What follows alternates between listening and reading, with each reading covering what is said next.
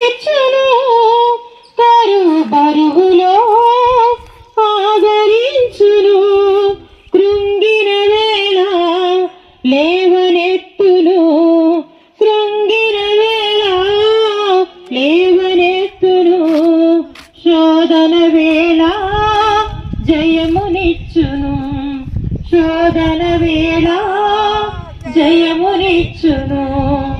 ఎంత మధురము యేసు వాక్యము నా జీవిత కాలం. ఎంతో మధురమైనది, ఎంతో అమూల్యమైనది.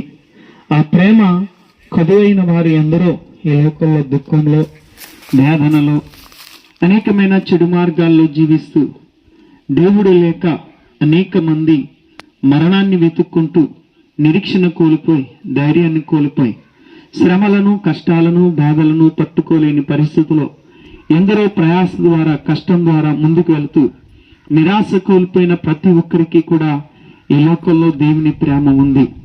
ఆ దేవుని ప్రేమ మీ మధ్యకు వచ్చి ఉంది.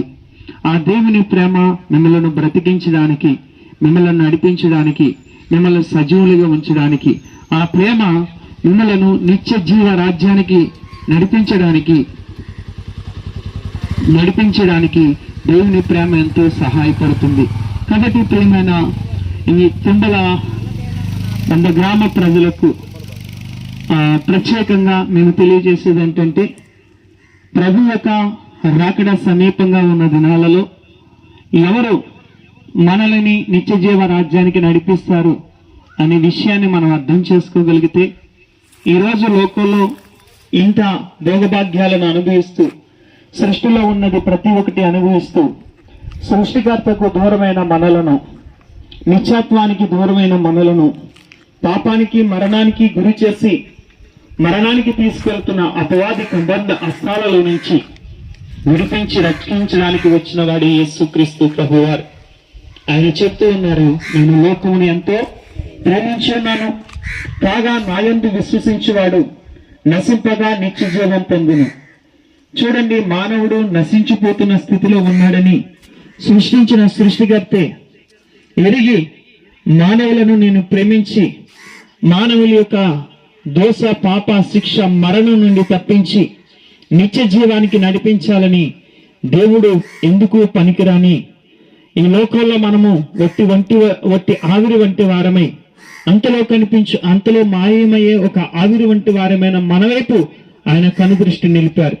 ఈ లోకంలో డబ్బు ఉంటే ప్రేమిస్తారు, అందం ఉంటే ప్రేమిస్తారు, అధికారం ఉంటే ప్రేమిస్తారు, ఆస్తిపాస్తులుంటే ప్రేమిస్తారు. సత్యము, నేనే జీవము, నేనే మార్గము, నా ద్వారా తప్ప మీరు తండ్రి వద్దకు చేరుకోలేరు. ఈ లోకంలో ఉన్న అన్నిటినీ నువ్వు విడిచిపెట్టే దినం ఒక రోజు ఉంది. ఈ లోకంలో నువ్వే శరీరానికి ఎంత అలంకరణ చేస్తున్నావో ఆ శరీరం కూడా ఈ లోకంలో విడిచిపెట్టే దినం ఒక రోజు ఉంది.